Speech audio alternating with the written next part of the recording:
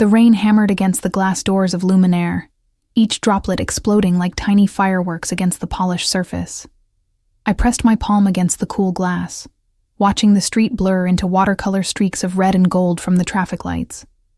My feet throbbed in these ridiculous heels, borrowed, like everything else I wore tonight, and the black dress felt too tight around my ribs, restricting each breath into shallow gasps.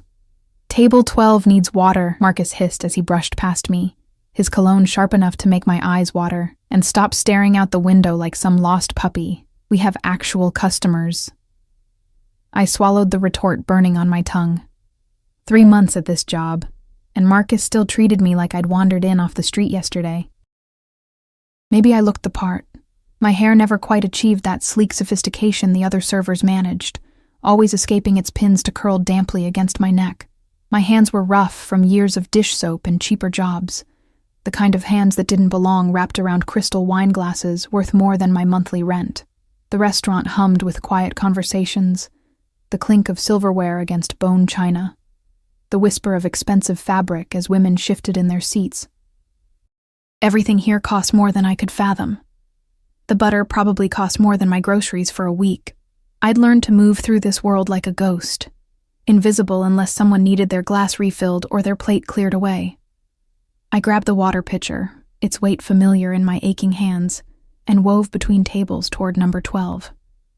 The couple there barely glanced at me as I poured, too engrossed in their own conversation about summer homes in the Hamptons. I might as well have been furniture. The front door opened, bringing with it a gust of wind that sent goosebumps racing up my bare arms.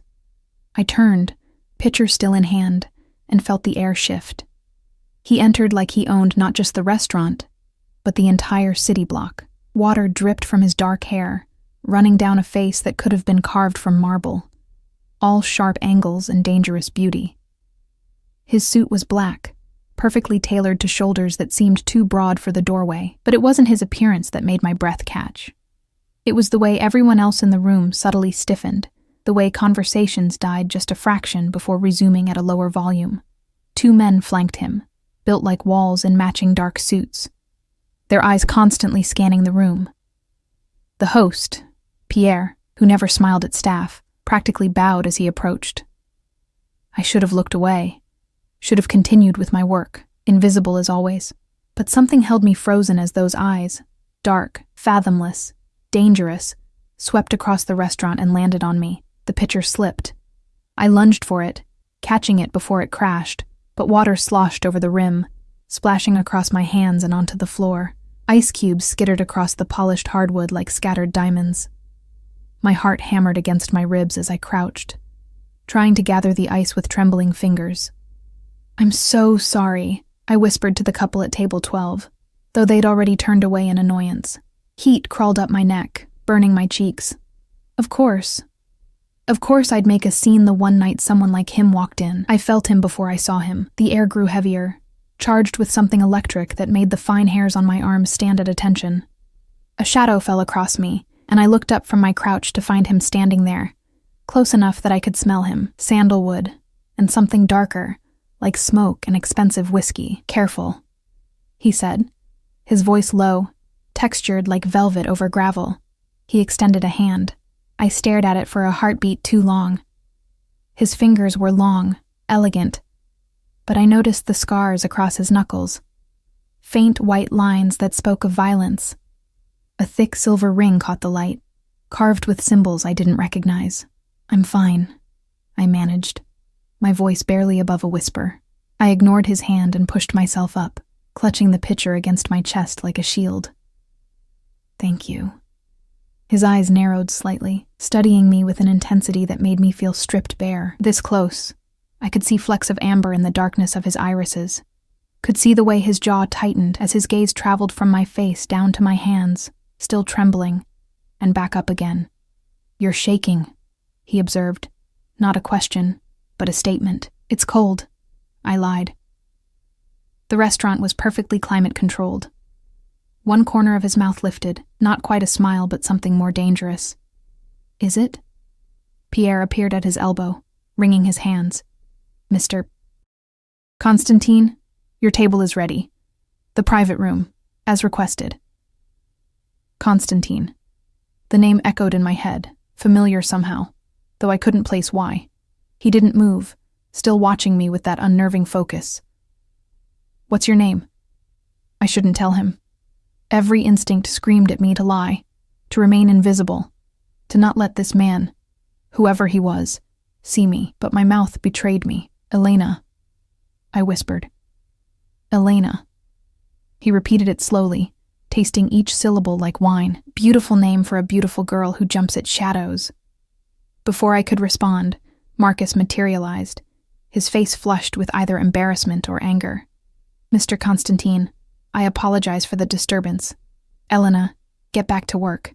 Now, I nodded, stepping back. But Constantine's hand shot out, fingers wrapping around my wrist, not hard. His touch was surprisingly gentle, but firm enough to stop me. Heat radiated from his palm, searing through my skin. She stays, Constantine said quietly, his eyes never leaving mine. I want her serving my table tonight. Marcus sputtered.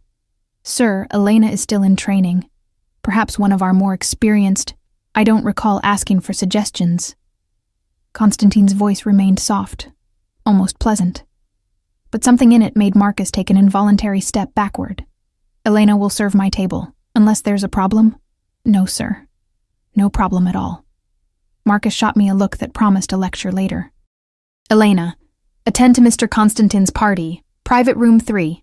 Constantine finally released my wrist, and I resisted the urge to rub the spot where his fingers had been. I could still feel the imprint of his touch, burning like a brand. Come, he said, turning toward the back of the restaurant. His guards fell into step behind him, boxing me in. I had no choice but to follow, my heels clicking against the floor like a countdown. The private room was all dark wood and leather, a fireplace crackling in the corner despite the warm evening. A single table sat in the center, set for 4. Constantine gestured for me to enter first, and I felt his presence behind me, solid and overwhelming. Just you tonight, sir? I asked, trying to keep my voice steady as I moved to pour water into the glasses. For now. He shrugged off his jacket, revealing a white shirt that clung to his frame.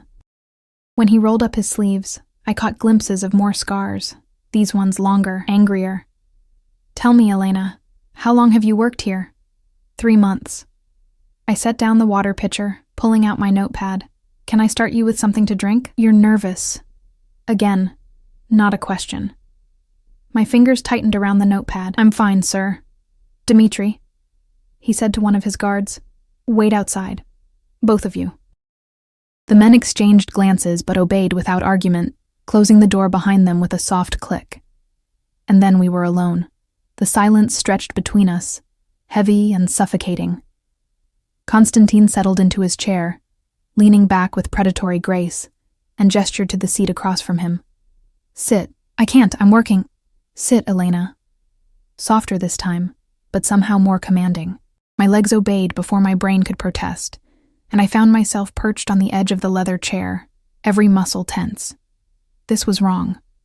Everything about this situation screamed danger, yet I couldn't make myself leave. He studied me in the firelight, shadows playing across his features.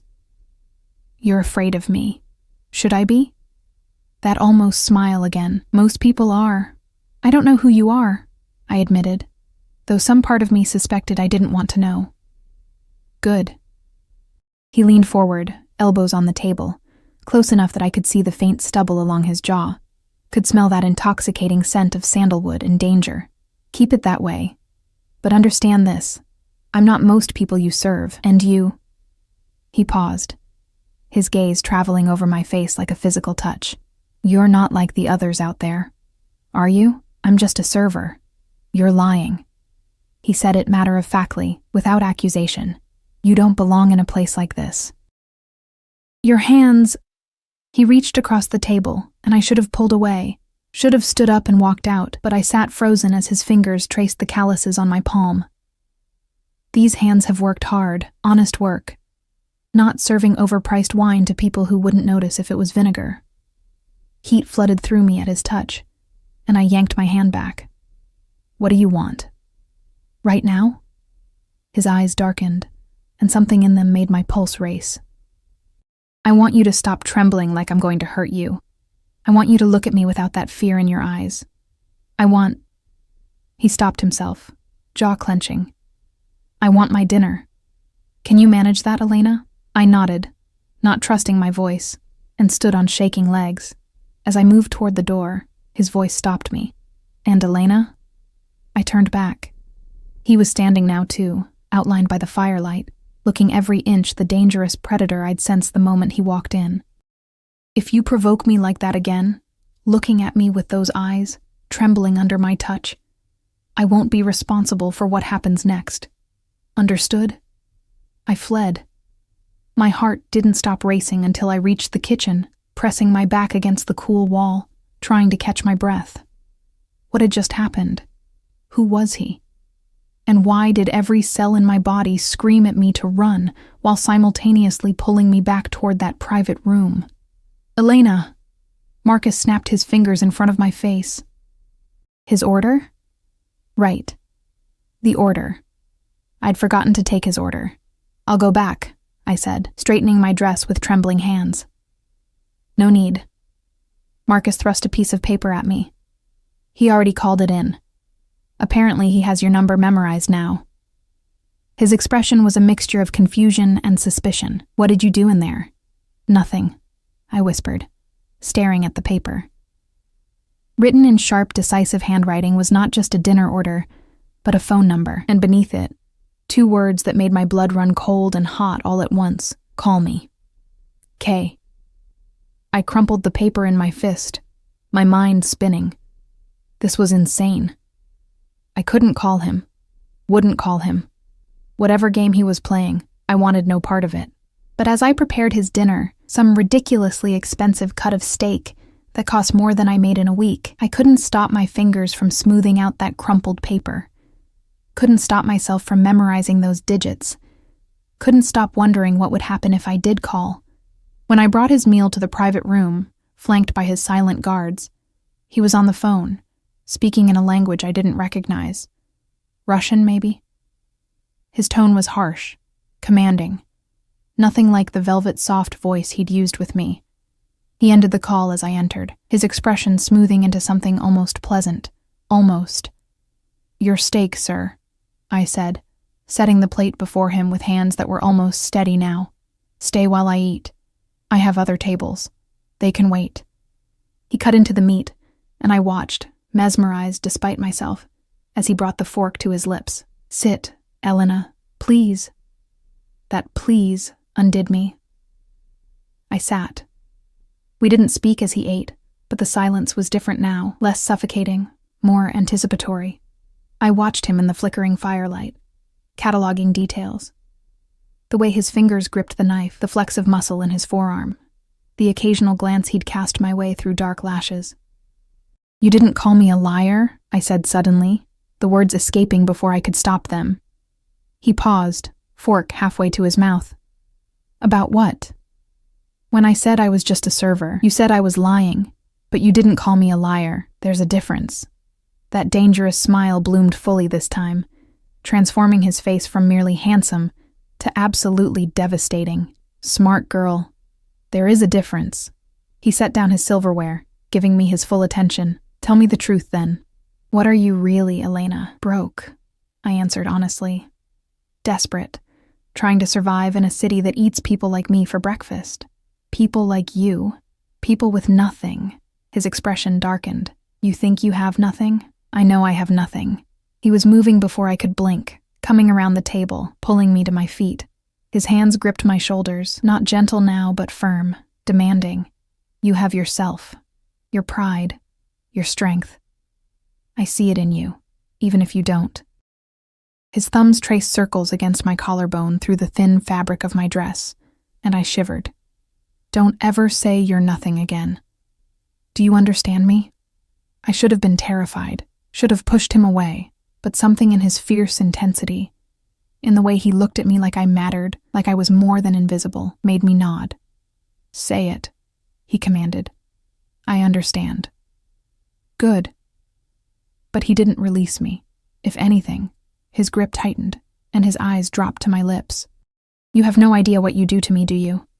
Walking around, thinking you're invisible, when you're the only thing I've seen since I walked through that door. Mr. Konstantin. Alexei, he corrected, his voice rough.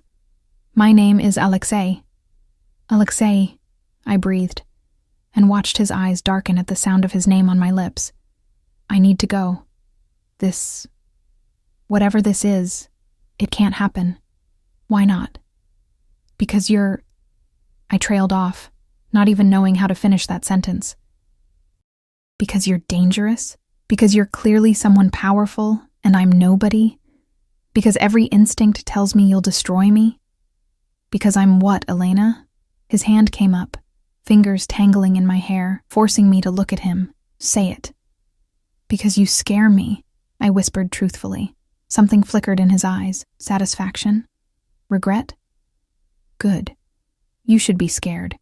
Because I'm not a good man, Elena.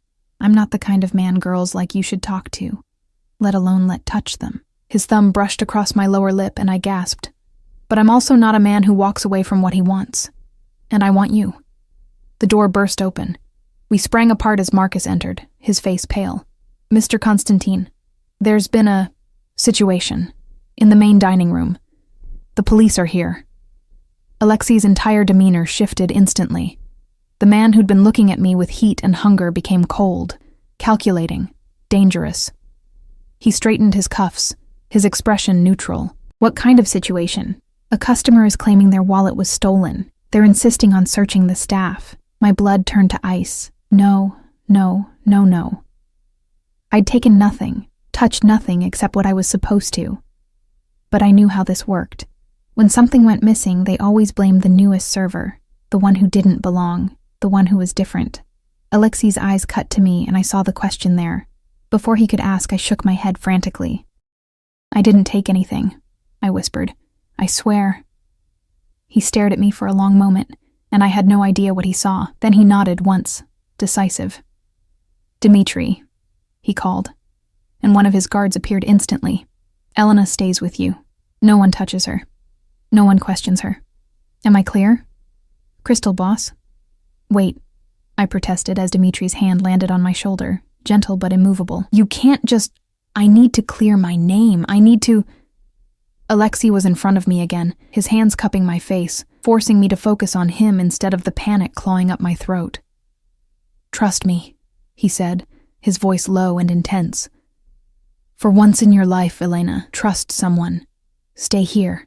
Let me handle this.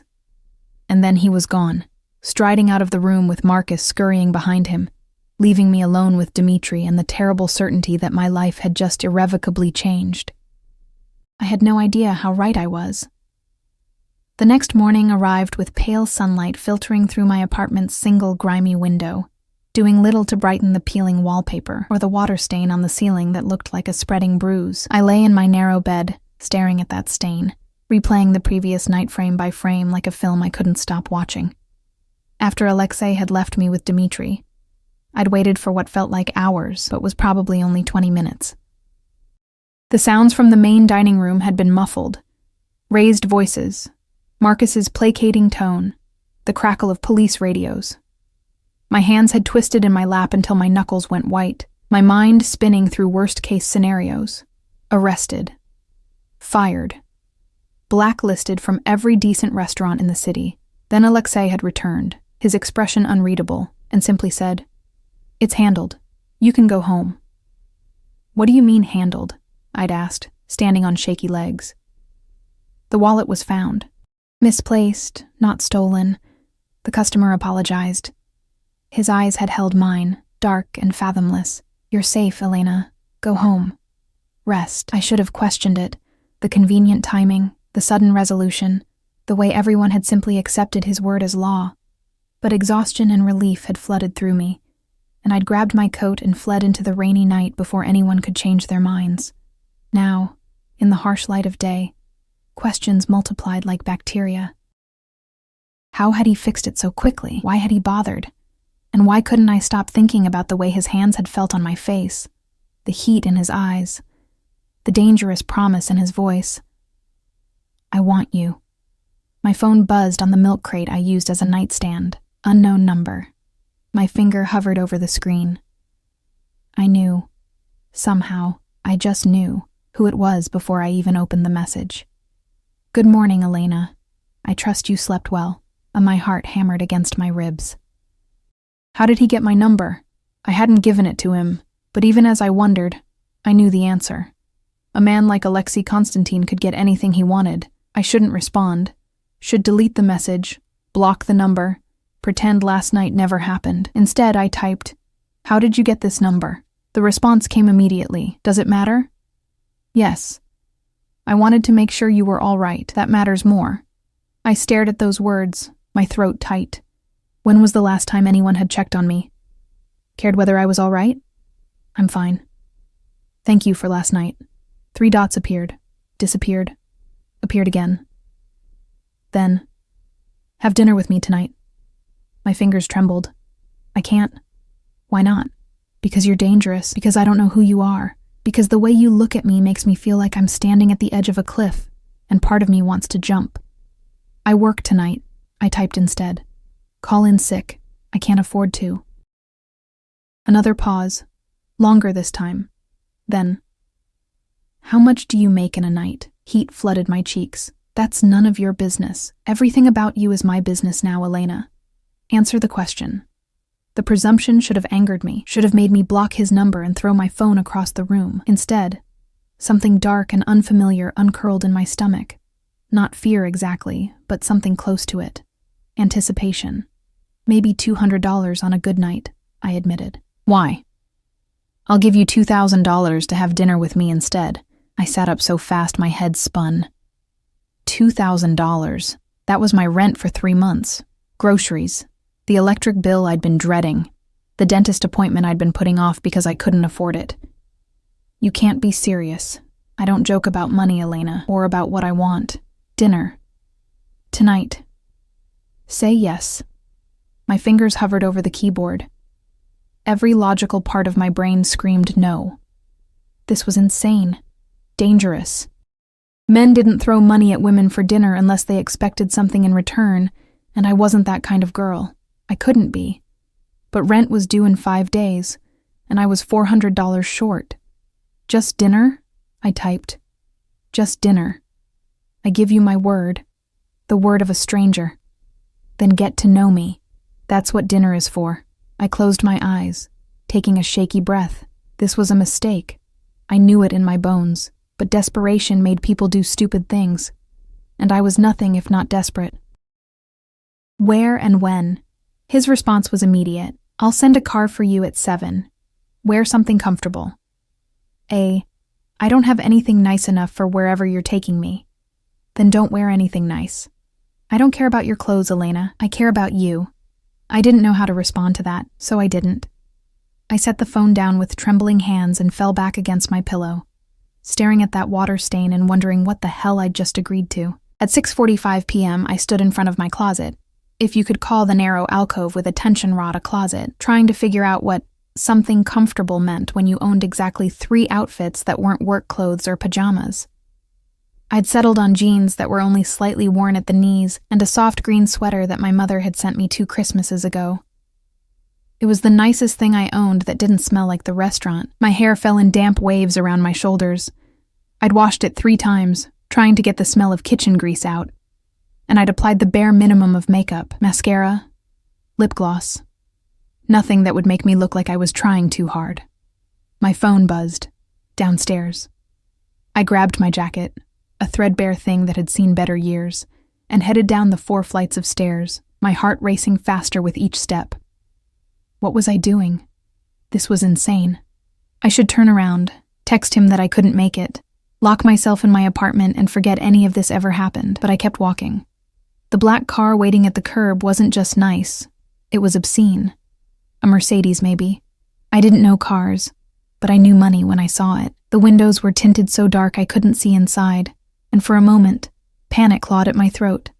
Then the back door opened, and Alexei stepped out. He looked different in daylight, or what passed for daylight in the city's perpetual dusk, still devastatingly handsome, still radiating that aura of danger, but somehow more real. He wore dark jeans and a black sweater, the casual clothes doing nothing to diminish the power that seemed to emanate from him like heat. "Elena," he said. My name a caress on his lips. His eyes traveled over me, and I fought the urge to cross my arms over my chest. You look beautiful. I look like I always look, I said, hating how my voice wavered. Exactly. He extended his hand. Come. I stared at that outstretched hand. Those scarred knuckles, that silver ring catching the streetlight. Taking it felt like signing a contract I hadn't read, but I took it anyway, letting him help me into the car. The interior was all black leather and polished wood, smelling of expensive cologne and something else. Gun oil? I pushed the thought away as Alexei slid in beside me, close enough that his thigh pressed against mine. Dmitri was in the driver's seat, another guard I didn't recognize in the passenger seat. Where are we going? I asked, as the car pulled smoothly into traffic. You'll see. Alexei's hand rested on the seat between us, close enough to touch but not quite touching. Are you hungry? Starving, I admitted. I hadn't eaten all day, too nervous. Good, I know a place. He glanced at me, and something in his expression softened. You can relax, Elena. I meant what I said. Just dinner. Why? The question burst out before I could stop it. Why me? You could have anyone. Why throw money at a waitress for dinner? His jaw tightened. You think I'm buying you? Aren't you? No. He turned to face me fully, and the intensity in his eyes stole my breath. I'm ensuring you don't have to worry about rent or bills or whether you can afford to eat while you get to know me. There's a difference. How do you know about my rent? I make it my business to know things about people who interest me. That's creepy. That's practical. He didn't look away, didn't apologize. I'm not a good man, Elena. I told you that. But I'm honest about what I want, and I take care of what's mine. I'm not yours. Not yet. The certainty in those two words sent shivers down my spine. I should have been terrified. Should have demanded he stop the car and let me out. Instead, I found myself asking, What do you do, Alexei? For work? His smile was sharp as a knife. Import and export. Of what? Various commodities. That's not an answer. It's the only answer you're getting tonight. He reached over and his fingers brushed a strand of hair from my face, the touch sending electricity through my skin. Some things are better left unknown, Elena. For your own safety. You're saying your job is dangerous. I'm saying ignorance is sometimes a blessing. His hand dropped to capture mine, his thumb tracing circles on my palm. But I promise you this, I will never let that danger touch you. Never. The possessiveness in his voice should have alarmed me. Instead, it ignited something warm and dangerous low in my belly. The car stopped outside a small Italian restaurant tucked between a dry cleaner and a bookshop. Nothing fancy. Nothing that screamed money. I looked at Alexei in confusion. You said you were starving, he said, helping me out of the car. The best pasta in the city is made here by a woman named Rosa. She's been cooking for 50 years, and she doesn't give a damn about Michelin stars or white tablecloths. Just good food. I didn't know what surprised me more, that he'd brought me somewhere normal, or that he seemed to genuinely care about whether I'd enjoy it. Rosa turned out to be exactly as advertised, a tiny Italian woman with steel-gray hair and eyes that missed nothing. She took one look at Alexei and threw her hands up, launching into rapid Italian that I couldn't follow.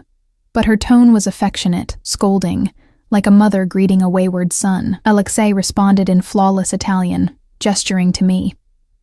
Rosa's sharp eyes swung my way, assessing me in a single glance. Then she smiled, warm and genuine, and said something that made Alexei's jaw tighten. What did she say? I asked as Rosa bustled away. That I better not break your heart, or she'll break my legs. I laughed before I could stop myself. She threatens you? Rosa's one of the few people who can. He pulled out a chair for me at a small table in the corner, away from the other diners. I've known her since I was 16. She fed me when I had nothing. This glimpse of his past, of a time when he'd had nothing like me, made him seem suddenly more human, less untouchable. What happened? I asked as he sat across from me. How did you go from nothing to... I gestured vaguely at his expensive watch, the car outside. Hard work. Harder choices. His expression darkened, and a willingness to do what others wouldn't. That sounds ominous. It should. He leaned back, studying me. Your turn. How does a girl like you end up serving tables at Luminaire? A girl like me? Smart. Strong, clearly capable of more. I twisted my napkin in my lap. Student loans, medical bills, life. I paused, then added quietly. My mom got sick 2 years ago. Cancer. The treatments cost everything we had and then some. She's better now, but the debt... I trailed off, not wanting to see pity in his eyes. But when I looked up, there was no pity, only understanding. Where is she now? He asked gently. Back in Ohio. Small town. She wanted me to come home after graduation. But there's nothing there. No jobs, no future. So I came here thinking I could make it work. I laughed bitterly. Turns out the city doesn't care how hard you work. It just keeps taking. Alexei's hand shot across the table, capturing mine. It won't take from you anymore. Not while I'm here. You can't promise that. Watch me. Rosa returned with wine and bread, breaking the intensity of the moment. As she poured, chattering in Italian, I tried to calm my racing heart. Everything about this felt surreal. Sitting in this cozy restaurant with a man who looked at me like I was something precious, something worth protecting. The food came in waves, pasta that melted on my tongue, chicken that fell off the bone, tiramisu that tasted like heaven. Alexei watched me eat with obvious satisfaction, barely touching his own plate. You're not hungry? I asked between bites. I'm enjoying watching you enjoy it more. He sipped his wine. You eat like you're afraid it'll disappear. Because food did disappear when you grew up poor. You learned to eat fast, to take what you could while it was there. Tell me something real, I said suddenly. Not about work or money, something true. He considered this, his fingers drumming against his wine glass. I haven't brought anyone here in 5 years. Not business associates, not anyone. Why me? Because everyone else wants something from me. Money, power, connections. You just want to survive. He leaned forward. Do you know how rare that is? How fucking refreshing it is to talk to someone who doesn't have an agenda? Maybe I do have an agenda. Maybe I'm just better at hiding it. You're not. He said it with such certainty. You're terrible at lying, Elena. Your face gives you away every time. Heat flooded my cheeks. That's not true. Prove it. Tell me you don't feel this thing between us. Tell me you don't think about last night. Tell me. His voice dropped lower, more dangerous. Tell me you don't wonder what it would feel like if I kissed you right now. My breath caught. Alexei, say it. Tell me I'm wrong, and I'll take you home. No money, no expectations, just tell me I'm wrong about what I see in your eyes. I couldn't. God help me. I couldn't form the words because he wasn't wrong. I did think about last night, did feel this electric pull toward him. Did wonder, constantly, insistently, what his lips would taste like, how his hands would feel on my skin without barriers between us. I can't, I whispered. Victory flashed in his eyes, followed quickly by something darker, hungrier. Then don't lie to me again. Not about this. Rosa appeared with the check, and Alexei handed her cash without looking at it. Far more than the meal cost, I was certain. She patted his cheek affectionately and said something in Italian that made him smile, a real smile that transformed his face into something almost gentle. Outside, the night had turned cold, mist hanging in the air like suspended breath. Alexei draped his jacket over my shoulders without asking, the weight of it warm and heavy and smelling like him. Thank you, I said as we walked to the car. For dinner. For everything. He stopped, turning me to face him. His hands framed my face, and in the glow of the streetlight, I could see every detail, the faint scar above his eyebrow, the shadow of stubble on his jaw, the way his pupils dilated as he looked at me. Elena, he said. My name a prayer or a curse, I couldn't tell which. If you provoke me like that again, looking at me with those eyes full of want, admitting you can't stop thinking about me, I won't be responsible for what happens next. Do you understand? I should have stepped back, should have put distance between us. Instead, I heard myself whisper, "What if I want to provoke you?" His control snapped. He kissed me like a man starving, his mouth claiming mine with a hunger that stole my breath and my sense and any remaining rationality I possessed. His hands tangled in my hair, angling my head to deepen the kiss, and I melted against him, my fingers clutching his sweater like it was the only thing keeping me upright. He tasted like wine and danger, and promises I shouldn't believe. His tongue swept against mine, demanding, possessive, and I gave him everything, drowning in sensation. When he finally pulled back, we were both breathing hard, and his eyes had gone nearly black. "Get in the car," he said, his voice rough. "Now, before I forget we're in public." I obeyed on shaking legs, sliding into the back seat. He followed, slamming the door behind him. And before I could catch my breath, he was kissing me again, harder this time, more desperate. His hands roamed over my sweater, my waist, pulling me closer until I was practically in his lap. "Alexei," I gasped between kisses. "We can't." "We can." He bit my lower lip gently, sending sparks of pleasure pain through me. "Say stop, and I will. Say you don't want this, and I'll take you home right now. But don't lie to me, Elena. Not about this." I didn't say stop. I kissed him back instead, pouring every confused feeling, every desperate want, every terrified hope into it. His groan vibrated against my lips, and his hands gripped my hips almost bruisingly. Then his phone rang. He ignored it, his mouth moving to my neck, teeth grazing the sensitive skin there. But the phone kept ringing, insistent, demanding. With a curse in Russian, he pulled back, his chest heaving. "I have to take this." "Okay," I breathed, trying to piece together my scattered thoughts.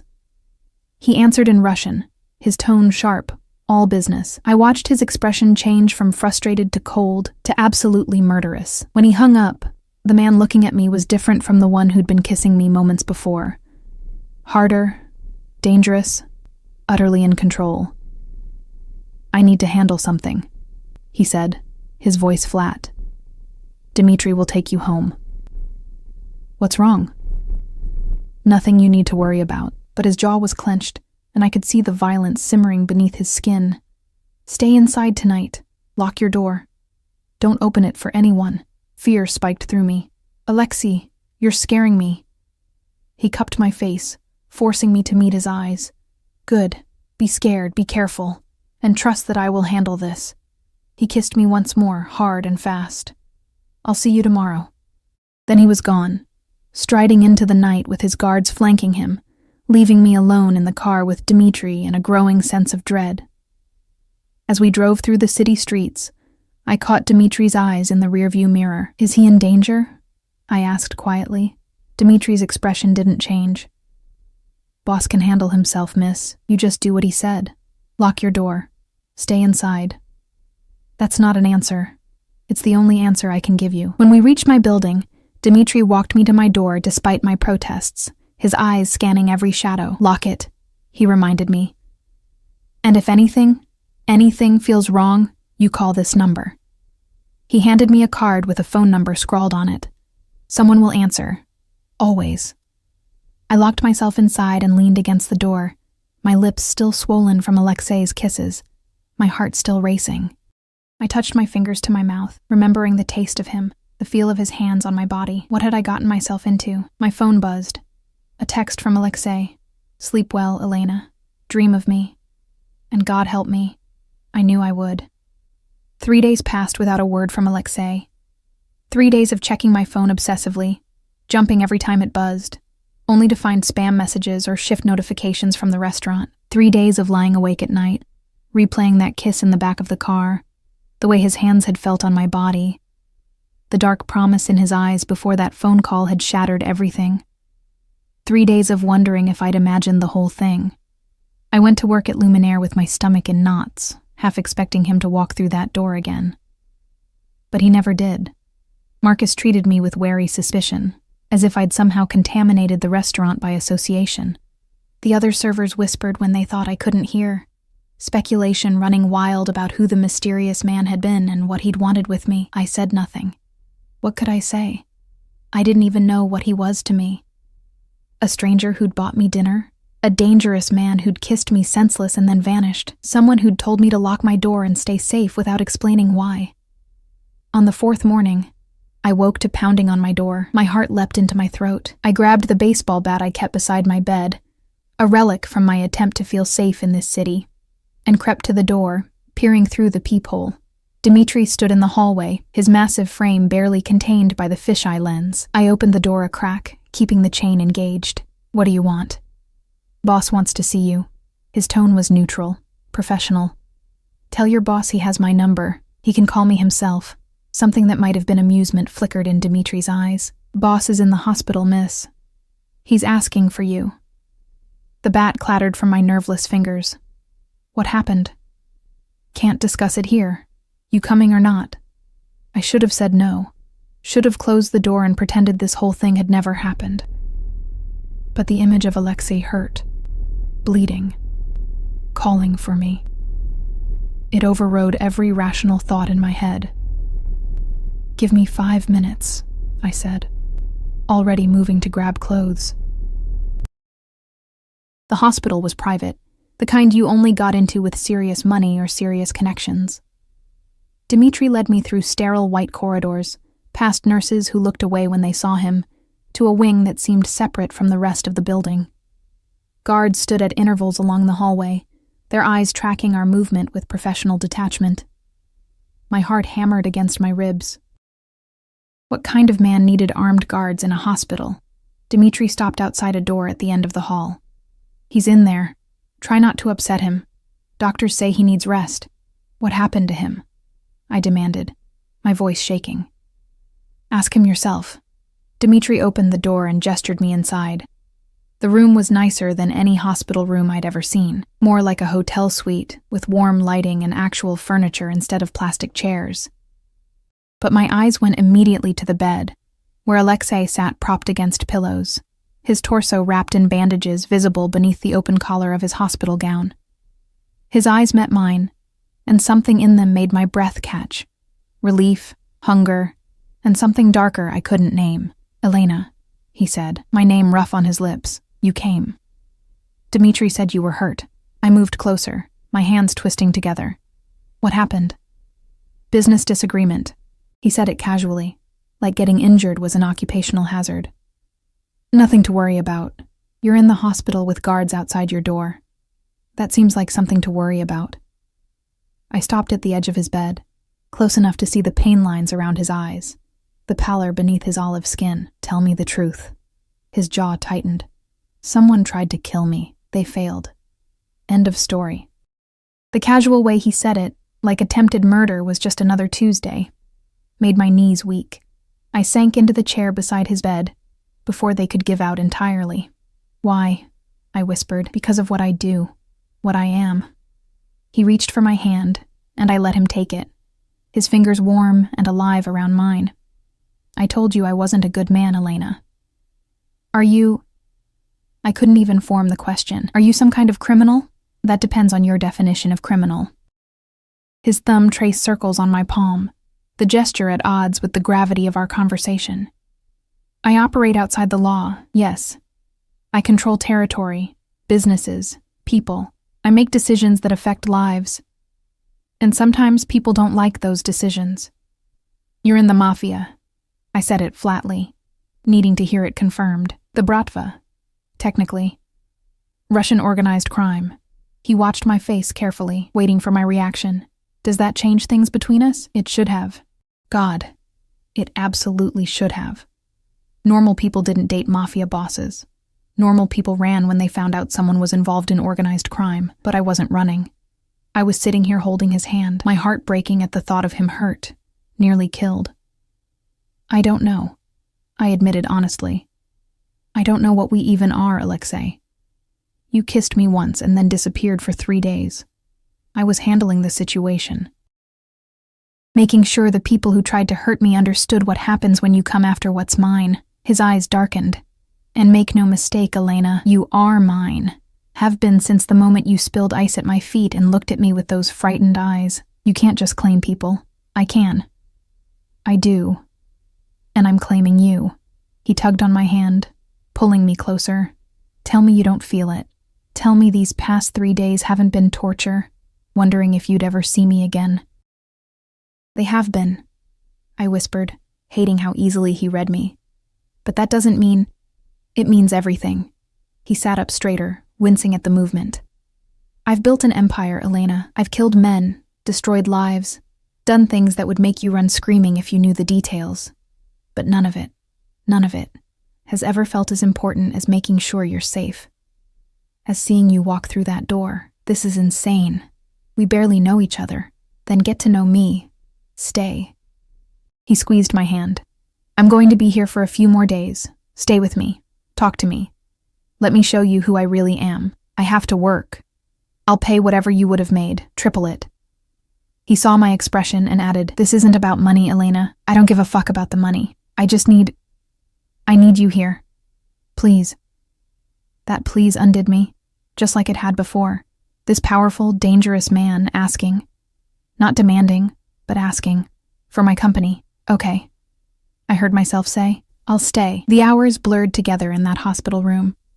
Alexei slept fitfully, his body fighting infection and pain, while I sat in the chair beside his bed, watching the rise and fall of his chest beneath those bandages. Dmitri brought me food, good food, not hospital cafeteria fare, and coffee that actually tasted like coffee instead of battery acid. When Alexei was awake, we talked. He told me about growing up in Moscow, about coming to America at 16 with nothing but the clothes on his back and a reputation for violence, about building his organization from the ground up, earning respect and fear in equal measure. I told him about Ohio, about watching my mother waste away from cancer while medical bills piled up like snow in winter. About coming to New York with dreams of making something of myself, only to discover the city didn't care about dreams unless you had money to back them up. Why didn't you ask your family for help? He asked during one of these conversations, his fingers playing absently with mine. My dad left when I was 8. Mom's family disowned her for marrying him. He was Mexican. They were white and racist. I shrugged. The old pain familiar and dull. It's just been me and her. And now it's just me. You're not alone anymore. He said it with such conviction, such certainty, that I almost believed him. On the second day, while Alexei was sleeping, a woman arrived. She was beautiful in that sharp, expensive way.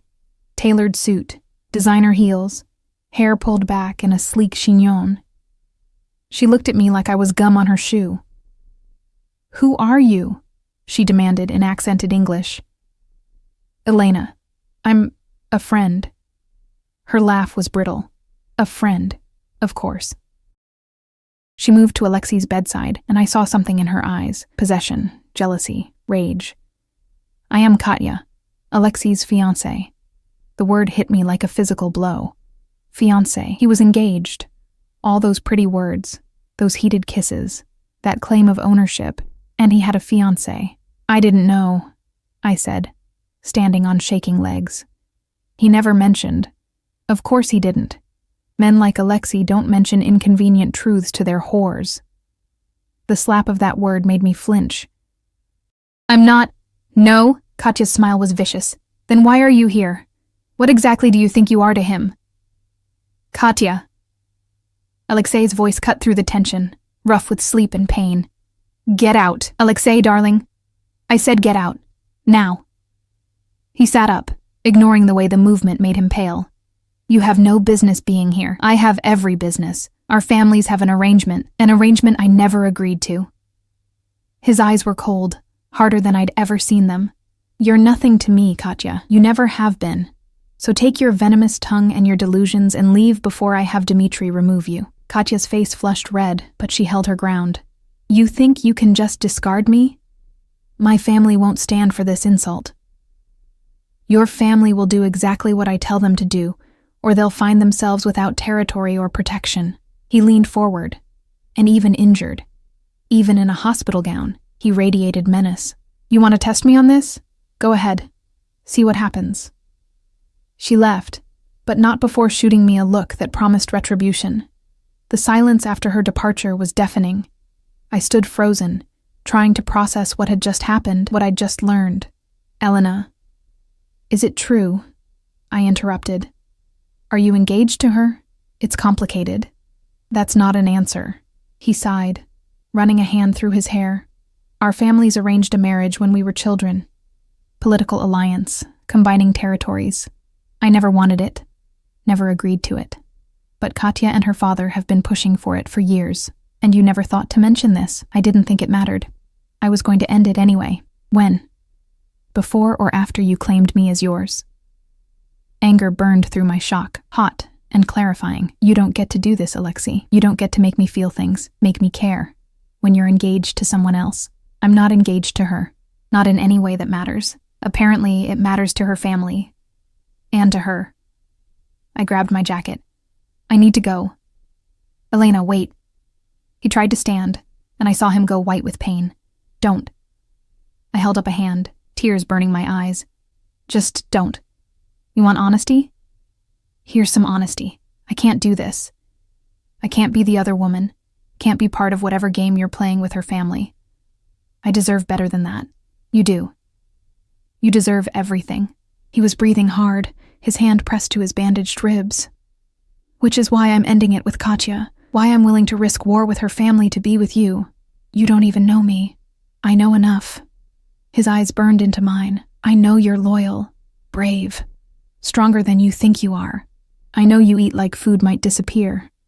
That you work yourself to exhaustion for people who don't appreciate you, that you sent every spare dollar to your mother even when you could barely afford to eat. I know. His voice cracked. I know I've never wanted anything the way I want you. And I know I'll burn the whole fucking city down before I let anyone take you from me. The intensity of it terrified me, the possessiveness, the obsession, the absolute certainty in his voice. That's not love, I whispered. That's ownership? Obsession? He nodded. Maybe. But it's also protection, devotion, a promise that you'll never be alone, never be hungry, never be invisible again. Isn't that worth something? At what cost? Whatever it takes. I should have run, should have walked out that door and never looked back. But something in his eyes, something raw and desperate and achingly vulnerable, held me frozen. I need time, I said finally. To think. To figure out what I want. Take all the time you need. He settled back against the pillows, exhaustion and pain catching up with him. But know this, Elena. I'm not giving up on you. On us. I don't care how long it takes. I'll wait. And I'll make sure you're safe while you decide. I don't need your protection. You have it anyway. His eyes were already closing, the conversation draining what little strength he had. Whether you want it or not. I left the hospital in a daze, my mind spinning. Dmitri was waiting by the car, his expression unreadable. Take me home, I said. Boss said to make sure you have everything you need. Food, money, security. I don't want his money. The words came out sharper than intended. I just want to go home. Dmitri studied me for a long moment. He cares about you, miss. More than I've seen him care about anything in 10 years. He has a funny way of showing it. Boss doesn't do things halfway. When he commits to something, someone, it's absolute. Total. Some people find that comforting. Others find it terrifying. He opened the car door. Question is, which one are you? I didn't have an answer. The drive home was silent. When we pulled up to my building, Dmitri handed me a phone. Expensive, new, nothing like my cracked piece of garbage. Boss wanted you to have this. His number's programmed in, so is mine, and a few others. You need anything at all, you call. I can't accept this. You can. You will. His tone left no room for argument. And Miss Elena, the men who came after Boss, they knew things, personal things, like where he goes, who he cares about.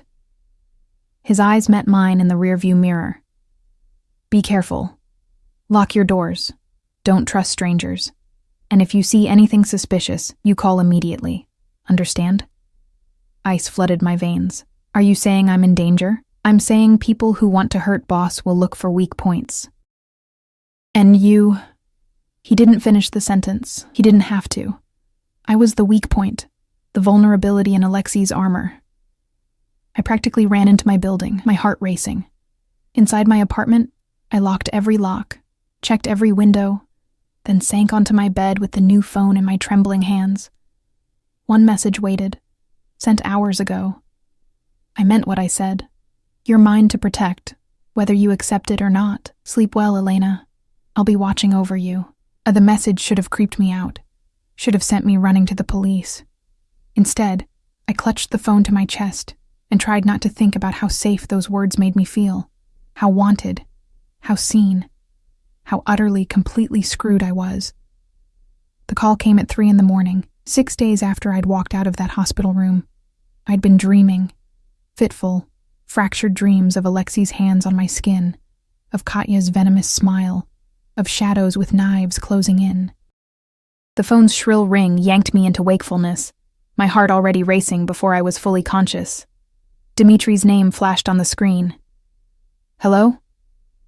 My voice was rough with sleep and fear. Miss Elena, I need you to listen carefully and do exactly what I say. Dimitri's tone was urgent, clipped. Get dressed. Pack a bag, just essentials. You have 5 minutes. Ice flooded my veins. What's happening? Katya's family made a move. They know about you. They're coming. Background noise on his end, shouting, what might have been gunfire. I'm sending someone to get you. His name is Victor. Big guy, scar on his left cheek. Don't open the door for anyone else, do you understand? Dimitri, 5 minutes, Elena, move. He hung up. I moved. My hands shook as I threw clothes into my backpack. Jeans, sweaters, underwear, my mother's photograph. The essentials.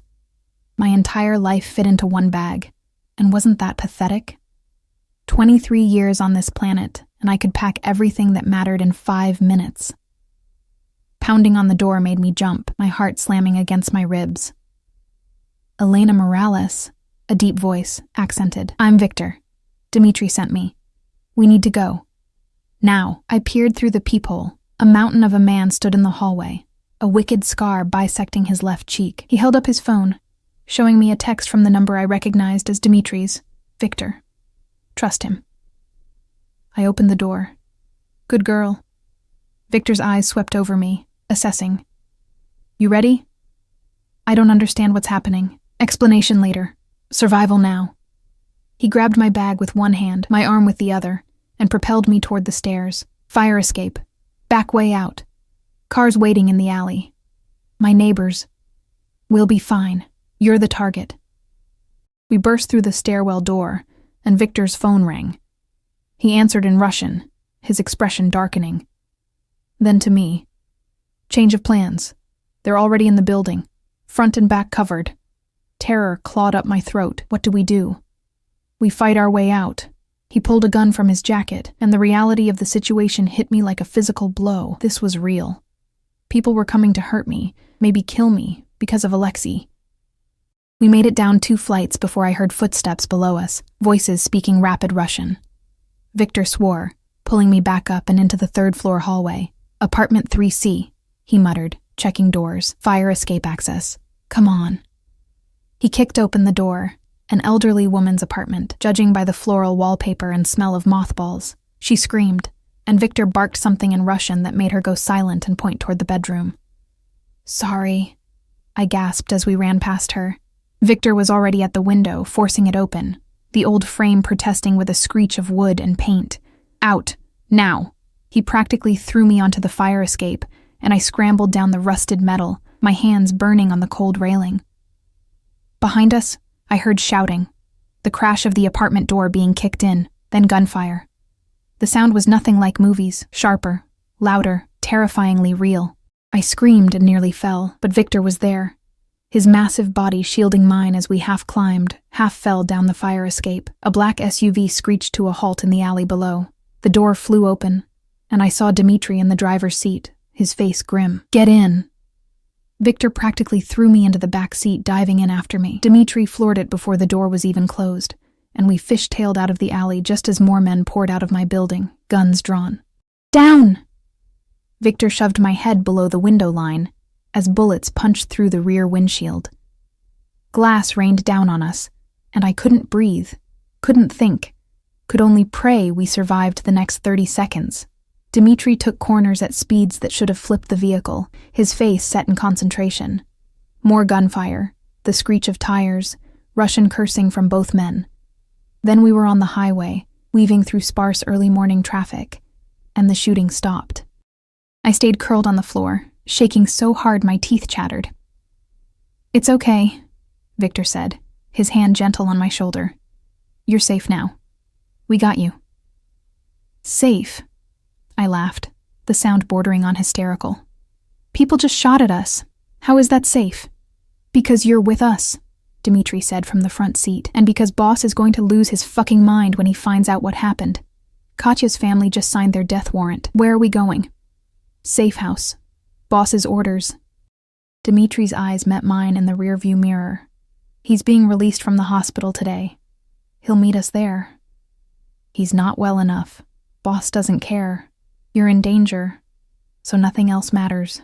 He said it matter-of-factly, like it was obvious. "Welcome to Alexei Konstantin's world, Miss Elena. It's brutal, it's violent, and once you're in, you don't get out." The safe house was actually a penthouse in a building I'd walked past 100 times but never imagined entering. The lobby was all marble and gold. The elevator required a key card, and by the time we reached the top floor, I'd counted at least 6 security cameras. The penthouse itself was stunning. Floor-to-ceiling windows overlooking the city, modern furniture that probably cost more than my annual salary, a kitchen bigger than my entire apartment. But I barely registered any of it, too numb with shock and fear. "Bathroom's down the hall," Victor said gently. "There's clothes in the bedroom. Should be something that fits. Get cleaned up. Boss will be here soon." I nodded mechanically and stumbled toward the bathroom. In the mirror, I looked like a disaster. Hair wild, face pale, eyes too large in my face. Glass glittered in my hair from the shattered windshield. My hands were scraped and bleeding from the fire escape. The shower was large enough for 3 people, with water pressure that felt like heaven against my aching muscles. I stood under the spray until the water ran cold, trying to wash away the fear, the adrenaline, the terrible realization that my life had just irrevocably changed. When I emerged, wrapped in a towel that was softer than anything I'd ever owned, I found clothes laid out on the bed. Designer jeans in my size, a cashmere sweater in deep blue, underwear still in the package. Everything fit perfectly. He'd planned this. Alexei had prepared for the possibility that I'd need to be here, had bought clothes in my size, had made sure his safe house could accommodate me. The thought should have angered me. Instead, I felt something warm and terrifying unfurl in my chest. I was toweling my hair when I heard voices in the living room, Dmitri's low rumble, another voice I didn't recognize, and then, "Where is she?" "Alexei." And he sounded furious. I emerged from the bedroom to find him standing in the living room, still pale from his hospital stay but radiating violence like heat.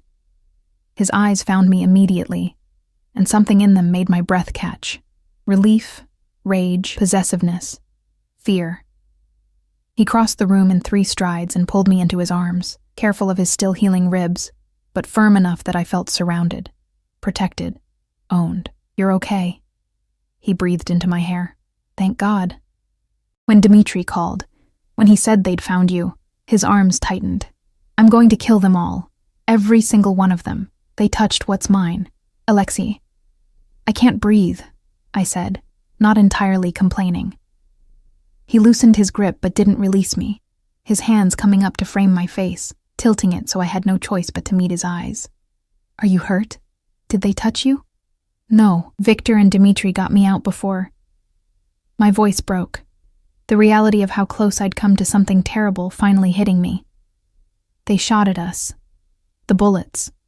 They came through the window." "Shh." He kissed my forehead, my cheeks, my nose, butterfly soft touches that contrasted sharply with the violence simmering beneath his skin. "You're safe. I've got you. No one will hurt you again." "You can't promise that. Watch me." He looked over my shoulder at Dmitri. "Status?" "Katya's father authorized the hit. She convinced him you'd gone soft, that the girl was a weakness they could exploit." Dmitri's expression was grim. They weren't trying to kill her. They were trying to take her, use her as leverage. Alexei went very still, the kind of stillness that preceded violence. "And now?" 15 men mobilized, 3 wounded, 1 dead. Victor got him on the fire escape. The others scattered when we made it to the vehicle. Dmitri hesitated. "Boss, they had inside information. Knew which apartment, which floor. Someone talked. Find them. Alexei's voice was ice. Find them, and bring them to me. I want to look them in the eyes before I end them. Already on it. And Katya's family? Waiting for your move. Alexei's smile was terrifying. Tell them we're having a meeting. Tonight. All the families. Time to remind them why they fear the Constantine name. His arms tightened around me again. And Elena comes with me. No. The word burst out before I could stop it. No, Alexei. I'm not going to some Mafia meeting. You don't have a choice. He said it gently but firmly. Katya's family made their move because they thought you were a secret, a weakness hidden in shadows. But secrets can be exploited, so we're going to make you visible, untouchable, mine in a way no one can dispute. What does that mean? He looked at me for a long moment, something shifting in his expression. Then he turned to Dmitri and Victor. Give us the room. They left without argument, and suddenly we were alone in this too large space, the city sprawling beneath us. The morning sun painting everything in shades of gold and shadow. Marry me, Alexei said. I stared at him, certain I'd misheard. What? Marry me. Today, now. He took my hands, his thumbs tracing my knuckles. In our world, a girlfriend is a vulnerability, a weakness. But a wife? A wife is untouchable, sacred. Attack a man's wife. And you've declared war not just on him, but on every code we live by. You're insane. I tried to pull my hands away, but he held firm. We barely know each other. You can't expect me to... I expect nothing. I'm asking. He dropped to one knee, and the gesture was so unexpected, so incongruous with everything I knew about him, that I forgot how to breathe. I know I'm not a good man. I know I've brought nothing but danger into your life. I know you should run as far from me as possible. His eyes met mine, and I saw something raw there, something vulnerable. But I also know I'll never feel about anyone the way I feel about you. And I know that if I let you go, if I send you back to your life, they'll keep coming. They'll hurt you to get to me, and I can't... His voice cracked.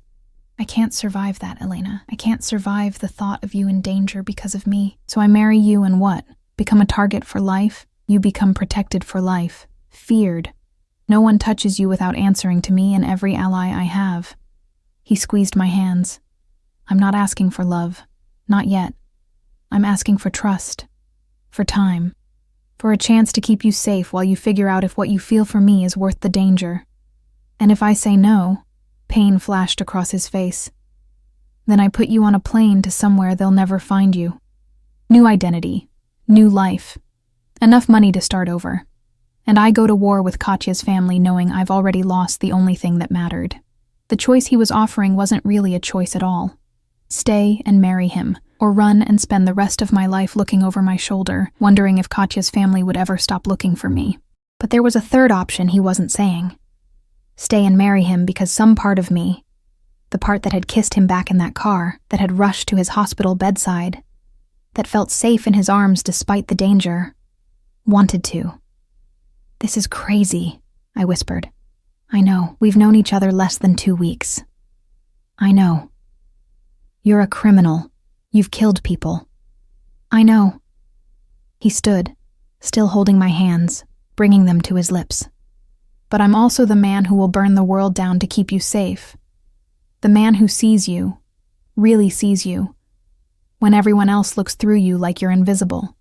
The man who wants to give you everything you've ever been denied. He kissed my knuckles, his eyes never leaving mine. Marry me, Elena.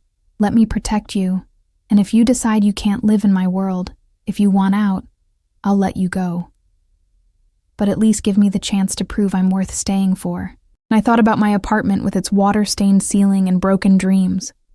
About serving people who didn't see me, working myself to exhaustion for tips that barely covered rent. About my mother in Ohio, alone, still struggling with medical debt. I thought about the past 6 days, unable to eat or sleep, checking my phone obsessively for messages from a man I barely knew but couldn't stop thinking about. I thought about the way he looked at me, like I was precious, important, seen. Okay, I heard myself say. I'll marry you. The smile that broke across his face was stunning in its genuine joy. He pulled me close, kissing me with a desperation that spoke of relief and hunger, and promises I wasn't sure he could keep, but God help me. I wanted to believe he could. "We'll do it right," he murmured against my lips. Not some courthouse quickie, a real wedding. Small, just us and witnesses, but real. You'll have a dress, flowers, everything you deserve. Alexei, let me give this to you, Elena. Let me do this one thing right. His hands tangled in my damp hair. And tonight, when I walk into that meeting with you on my arm, wearing my ring, they'll understand. You're not just mine. You're a Constantine. And anyone who touches a Constantine dies screaming.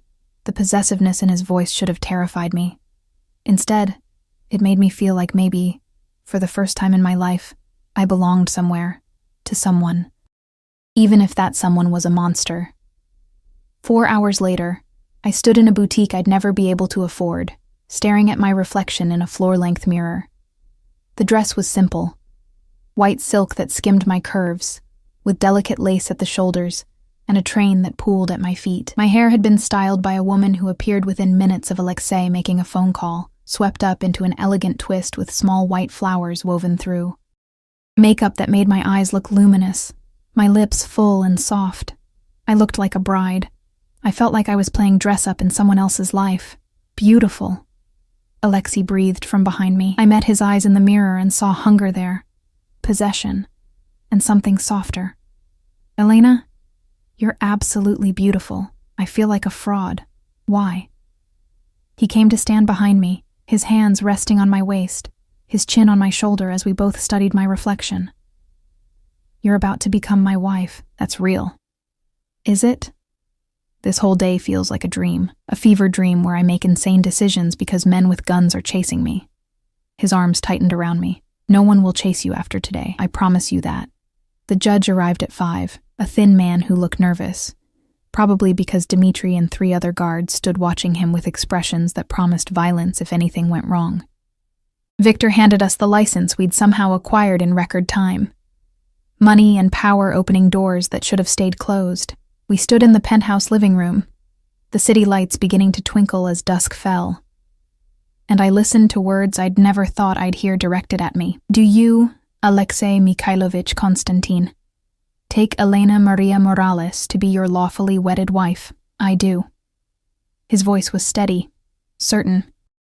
And do you, Elena Maria Morales, take Alexei Mikhailovich Konstantin to be your lawfully wedded husband? I looked at him.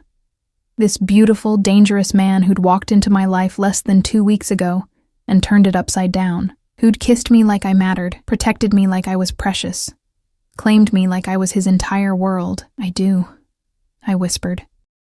The ring he slipped onto my finger was stunning, a diamond so large it should have been obscene, surrounded by smaller stones that caught the light like captured stars. It weighed heavy on my hand, a constant reminder of what I'd just become. I now pronounce you husband and wife. The judge snapped his book shut, clearly eager to leave. You may kiss the bride. Alexei cupped my face with both hands, his thumbs brushing away tears I hadn't realized were falling. Mine, he murmured, so softly only I could hear. Forever mine. Then he kissed me, and it felt like sealing a deal with the devil, dangerous and intoxicating, and absolutely irreversible. When he pulled back, his men were clapping, Dmitri was grinning, and I was officially Elena Konstantin, married to a monster. Ready for tonight? Alexei asked, straightening my dress. No. Good answer. He kissed my forehead. But you'll be magnificent anyway. Trust me.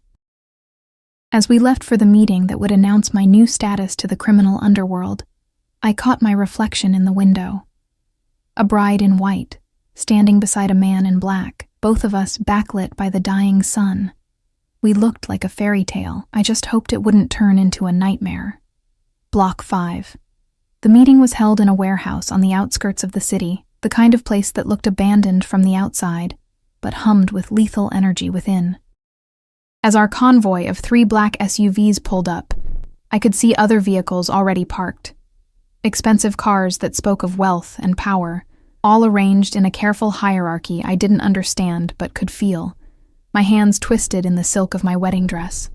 Alexei had insisted I wear it, had insisted I walk into this meeting looking exactly like what I was. His bride, claimed and protected. "Breathe," he murmured, his hand covering mine. "They can smell fear. Don't give them the satisfaction." "I'm terrified." "Good. Terror keeps you sharp." He lifted my hand to his lips, kissing the ring that marked me as his. "But remember, you're not just Elena anymore. You're Elena Konstantin, my wife. And anyone who disrespects you disrespects me. That's a death sentence."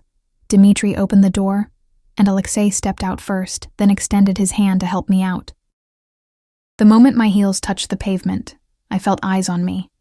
Assessments being made, weaknesses being catalogued, threats being calculated. I lifted my chin and took Alexei's arm, letting him lead me toward the warehouse entrance. Inside, the space had been transformed. A large table dominated the center, surrounded by chairs where men in expensive suits sat, flanked by their own guards. Everyone turned as we entered, and the silence was deafening. Alexei's hand tightened on mine as we walked toward two empty chairs at the head of the table. His message was clear. This was his meeting, his territory, his rules. And I was his queen. Katya sat 3 chairs down, her face a mask of barely contained rage. Beside her, an older man who must have been her father watched me with eyes like chips of ice. Other faces I didn't recognize, all hard, all dangerous, all studying me like I was a puzzle to solve or a problem to eliminate. "Gentlemen," Alexei said, his voice cutting through the silence, "and Katya, thank you for coming on such short notice." He pulled out my chair, waiting until I sat before taking his own seat. "I'm sure you're wondering why I called this meeting." "We heard rumors," Katya's father said, his accent thick. "Impossible rumors that you married some nobody waitress instead of honoring your arrangement with my daughter. Not rumors, facts." Alexei's smile was sharp as a blade. "May I present my wife, Elena Konstantin. We were married this afternoon." The explosion of voices was immediate.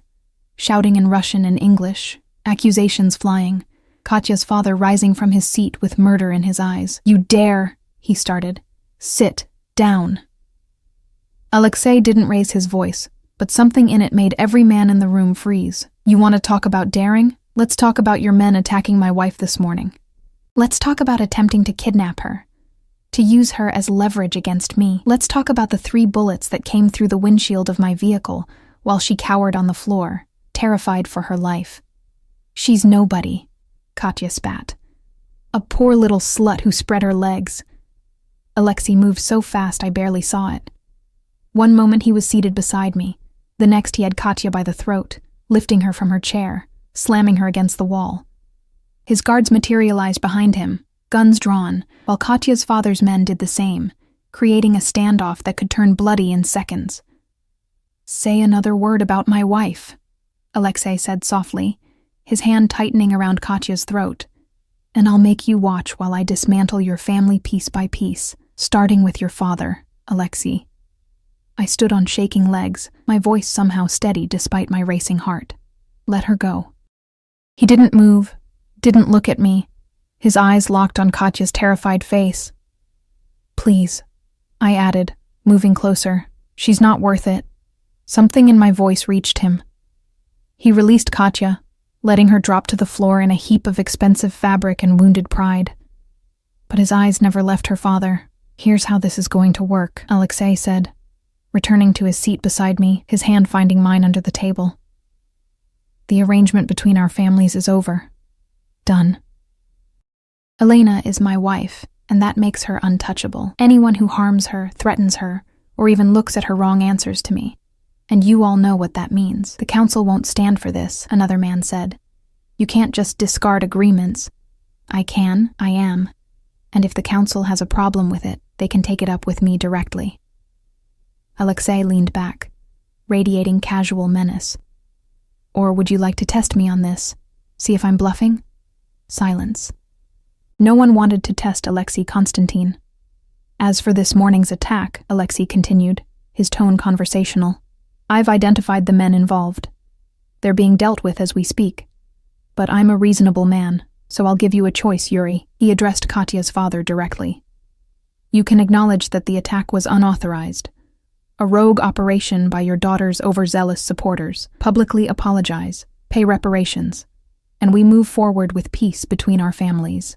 Or, Yuri's jaw was clenched so tight I could see the muscles jumping. Or, we go to war, and I promise you, you'll lose.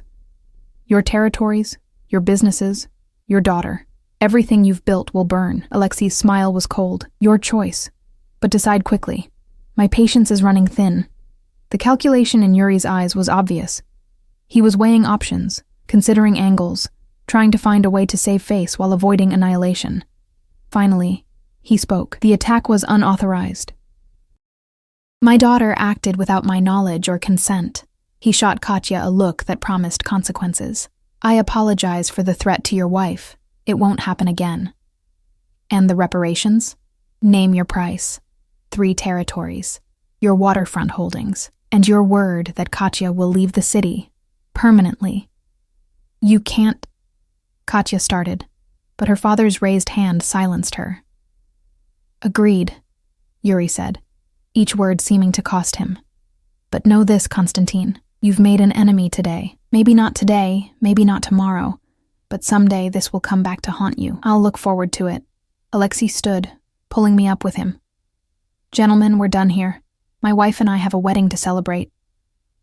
As we walked out, every eye in the room followed us. I could feel the weight of their stares, the calculations being made, the promises of future revenge, but Alexei's hand was steady on my back, his presence a wall between me and any threat. Outside in the cool night air, I finally allowed myself to breathe. You okay? Alexei asked, helping me into the SUV. I don't know. I looked at him, my husband of less than 8 hours, who'd just threatened war to protect me. Did that really just happen? Did you just restructure your entire criminal organization because of me? Yes. Why? He cupped my face, his eyes intense in the dim light. Because you're mine. Because I meant every word I said in there. Because I'd burn the whole city down before I let anyone hurt you. His thumb brushed my lower lip. Still think this is crazy? Completely insane. I leaned into his touch despite myself. But I'm starting to think maybe I am too. Because part of me liked watching you defend me like that. Liked being claimed so publicly. I stopped, unsure how to finish. Liked being mine? He supplied, his voice rough. Yes, I whispered. God help me, yes. He kissed me then, deep and claiming, and I tasted possession and promises, and something that might have been the beginning of love, or the end of my sanity. When he pulled back, we were both breathing hard. Take me home, I said. Our home, wherever that is now. The penthouse. I've already had your things moved from that apartment. He saw my expression and added, what few things there were. I want you to have more, Elena, everything, anything you want. I just want to feel safe, then that's what I'll give you. He pulled me against his side as the SUV pulled away from the warehouse. Starting tonight. The penthouse felt different now, less like a safe house and more like home. Alexei carried me over the threshold despite my protests, setting me down gently in the living room. Tradition, he explained at my questioning look. We may have done everything backward and insane, but some things should be done right. And what happens now? I asked, suddenly nervous. We were married, alone, and I had no idea what he expected from me. Now? He shrugged off his jacket, loosening his tie. Now you tell me what you need. Rest, food, space, answers. I kicked off the heels that had been torturing me all day. Real answers, Alexei, about what you do, about what being your wife really means, about what happens next. He studied me for a long moment, then nodded. Come sit with me. We settled on the couch, and he pulled me against his side, his arm around my shoulders. And then he told me everything about the Bratva, the Russian organized crime network he'd been born into, his father a mid-level enforcer who died when Alexei was 12, about coming to America at 16 to escape a power struggle, starting from nothing, building an empire through ruthlessness and strategic brilliance, about the territories he controlled, the businesses, legitimate and otherwise, that formed his empire, about the code he lived by, the enemies he'd made, the blood on his hands. He didn't sugarcoat it, didn't try to make himself seem better than he was. He laid it all out, and I listened, my heart breaking and swelling in equal measure. "I've killed 17 men," he said quietly. "All of them threats to my organization or my people. I don't enjoy it, but I don't lose sleep over it either." His arm tightened around me. "Does that change things? Knowing what I've done?" "I don't know," I admitted. "Yesterday it might have. But after this morning, after seeing what your world is really like, I think I understand better. You do what you have to do to survive, to protect what's yours. And you're mine now." "Yes." The word felt right, despite everything. "I am." He tilted my face up, searching my eyes.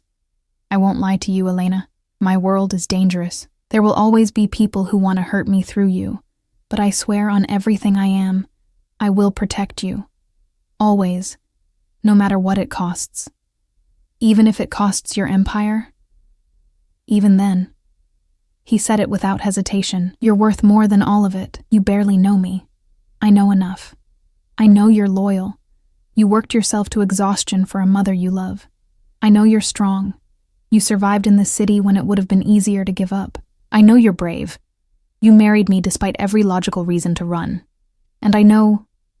His voice dropped lower, more intimate. "I know you kiss me back like you're drowning and I'm air. That's enough for me."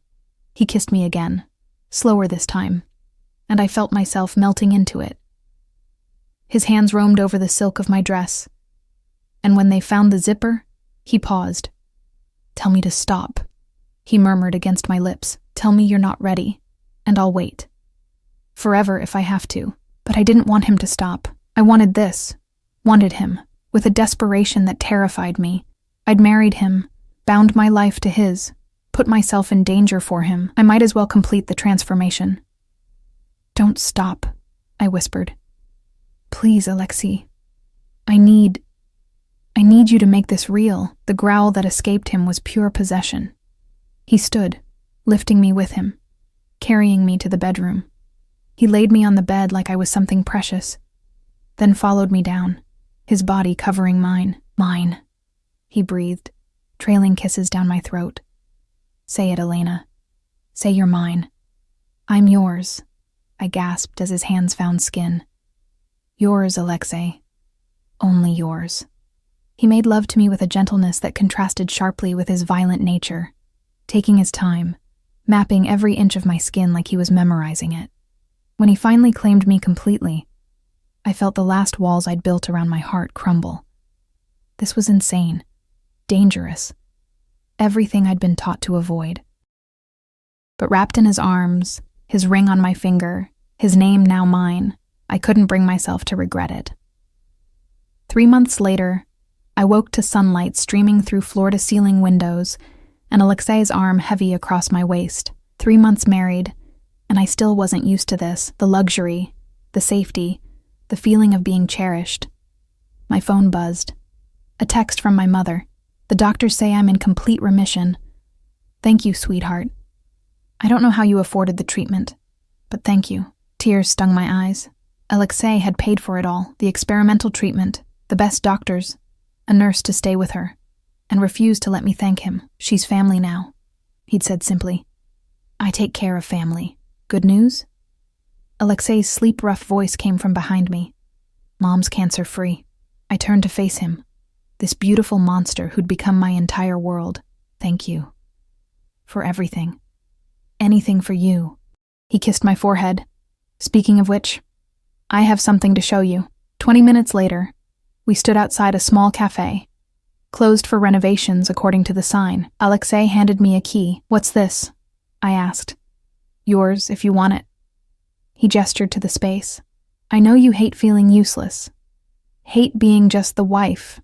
So this is yours, to run however you want. A cafe, a bookstore, whatever makes you happy. Fully funded, completely legitimate. Your name on the deed." I stared at him, overwhelmed. "You bought me a building?" "I bought you a future. Options. Independence within safety. He pulled me close.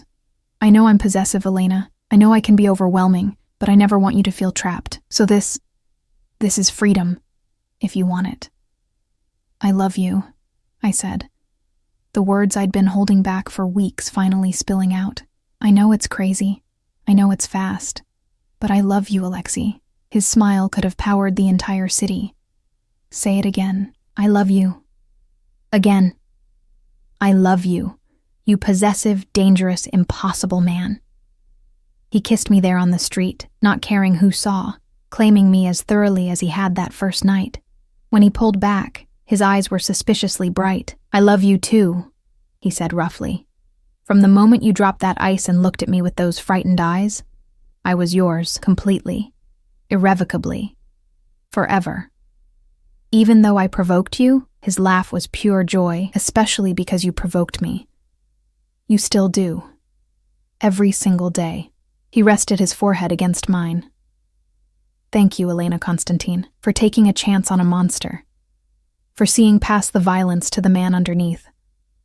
For making me believe I could be more than what I was born to be. You're not a monster, I said firmly. You're just a man who'll do anything to protect what he loves. And I'm a woman who loves him anyway. Maybe even because of it. We stood there in the morning sunlight, wrapped in each other, and I realized something profound.